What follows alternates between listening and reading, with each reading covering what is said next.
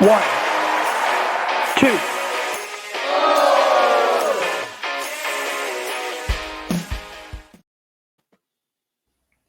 Hello, one and all, and welcome to another episode of The Kickout, the final word in professional wrestling.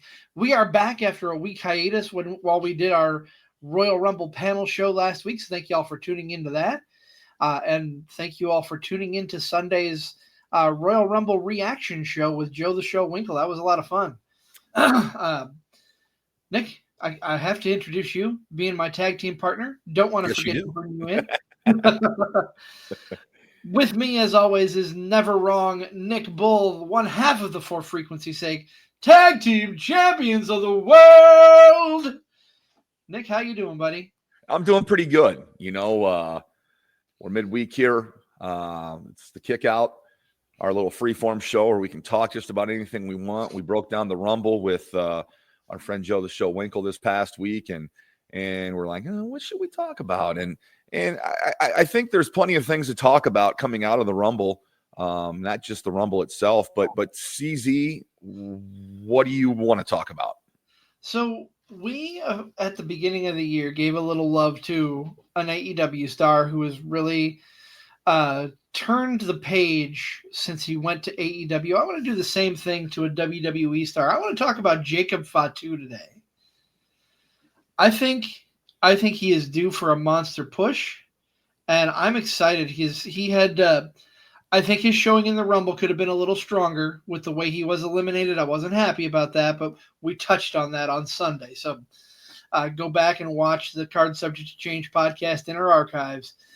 But no, man, you got to think that after Solo lost the Ulafala, Jacob Fatu and the Tongas would have been kind of ships without a rudder. But Jacob has really come on strong, I think. Nick, what do you think? Yeah, I'm going to say this, and it's no discredit to these other wrestler, but I think Jacob Fatu is probably what the WWE wanted out of Solo Sikoa, right? They wanted this monster that could do all these different things, and it's not a discredit to Solo. I just think Jacob Fatu is that special. He's got it all. He's got the look. He's got the in-ring. He's physical. He's fierce. You can't take your eyes off him when he's in the ring, and you're waiting to see who or what he's going to destroy next, just because it's in his path. Very unique situation here. I know we saw him get eliminated by Braun Strowman at the Rumble, and I wasn't a big fan of that either. But I guess there is a story there if you look back to the past, the most recent Saturday Night's Main Event, where they kind of had a bloody beatdown of each other with Jacob Fatu getting the advantage, leaving Braun bloodied in the ring after, I believe, 4 or 5 moonsaults. Nick, let me ask you something. Go ahead. You bring up Braun Strowman, and I'm going to say something that I want to just preface. This is no disrespect to Braun Strowman. This means it's probably going to be then. No. I mean no disrespect here. I'm not throwing any shade. But Braun Strowman, to me, and maybe you feel the same way, maybe you feel different. He feels like if you got Brock Lesnar off of Temu, as far as building people up. For a long time, Brock Lesnar was the guy. If you wanted to show someone was a legit badass, you put him against Lesnar and had Lesnar take the pinfall. Braun Strowman seems to kind of have filled that role a little bit in Lesnar's absence, not to the extent as Brock, but do you feel that as well? Are you feeling that a little bit? Maybe a little bit. I mean, he's never going to be able to fill those shoes because I don't think enough people care. He's not a polarizing enough character. I got nothing against Braun Strowman, but I was a little let down when he was the one that eliminated Jacob Fatu. And then I'm like, you know what? They had the Saturday Night's Main Event thing.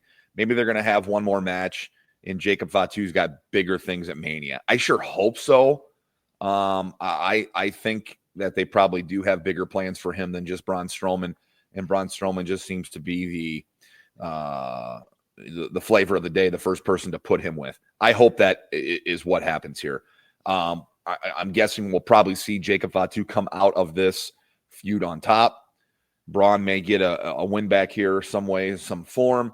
But, I mean, Fatu is the rocket, I think, that WWE is kind of pushing all their chips on, for, okay, we got to get some rocket fuel to propel this rocket because this guy is going to be something big.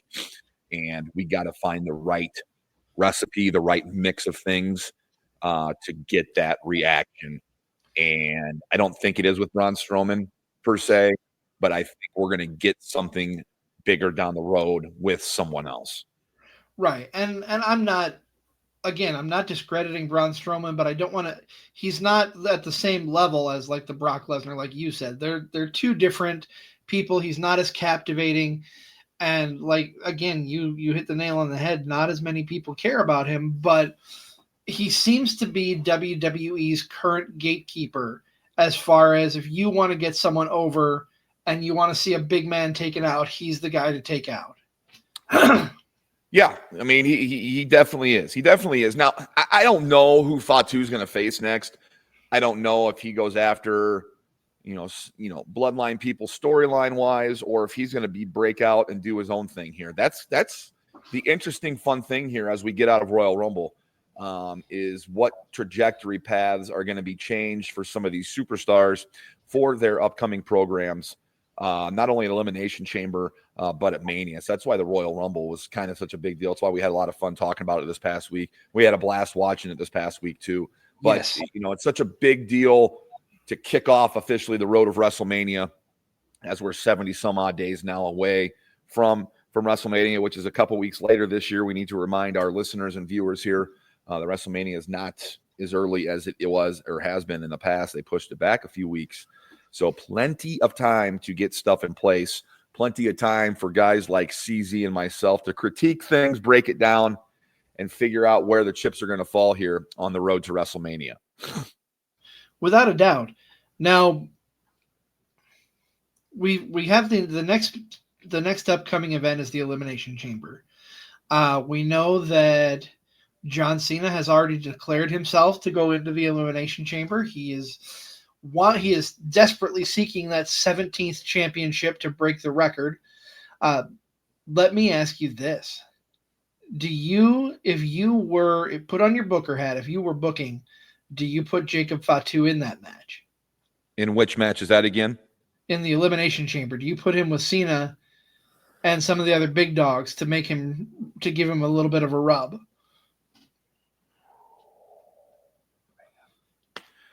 Yes and no. You got to book him very carefully. Yes. If he doesn't win the match, how you having him lose and who's beating him? That's a big question mark. If you're not going to win, who are you losing to and how, which may set up your next feud. Man, we saw John Cena after the Rumble cut that profound promo on that presser, and got to believe, I mean, he's in the Elimination Chamber. Fatu would be interesting. Maybe you know what? I hope Fatu gets in there just to see what they're going to do with him. I hope they do put him in there. I hope he's in there, and I hope he wrecks shop. I really do. So yes, and that's I'm why putting my booking hat on. I've got him in the match. But yeah, I got him in the match. And you make a very good point about how they need to be really careful how they book him, because with as much momentum as he's been building and as much as people seem to be gravitating towards his animalistic behavior, pun intended, being the Samoan werewolf that he is. For sure. He's kind of also at a tipping point now where the wrong move could shatter everything they're building for him. Yeah, it's caution, handle very carefully here. This guy's going to explode. I think in the way that Braun Breaker has kind of exploded since he's been up on the main roster. I mean, and maybe a potential matchup with those two down the road. Who knows? But they had that stare down in the Rumble match. So I know. I hope so. I hope we get more of that. I think that would be great. But I think when you're booking him, book him very carefully. And of course, with the Elimination Chamber, there's a lot of moving parts and pieces. So I guess if a pin does happen, it's not the end of his rise. It's not the end of his push. However, it does need to be guarded very much so to, of course, continue people's interest in wanting to see him. If you haven't come out and lose every week, nobody's going to want to see that, but they're going to want to see this guy come out and dominate and throw around whoever he does. So they got to be very careful with that. I want you to put your booking hat now, and I want you to tell the listeners what is coming up on the next edition of the Card Subject to Change podcast. Absolutely. We are welcoming into the studio another star from our good friends up at Absolute Pro Wrestling, as well as other promotions here in the Midwest. He is the Lone Diamond, Mr. Jackson King. He'll be joining us, and we'll learn his story about his journey in this wonderful world we call wrestling. And I'm sure we'll definitely get his take on the Royal Rumble and what he thought of it as well. A lot of people talking about Royal Rumble. It's the kickoff to WrestleMania season. We got a guest next week on the Card Subject to Change show. Things are flipping into high gear here on the road to WrestleMania. We're so glad you've joined us. This is the Kickout. We're powered by Lopez Pizza. We're built by Durham Remodeling. We're colored by Ryan Allison Tattoo and protected by Jared Zook of Country Financial. And until next time, he's the Wizard CZ. Right there. I'm Never Wrong, Nick Bull. And this has been the Kickout, the final word in pro wrestling.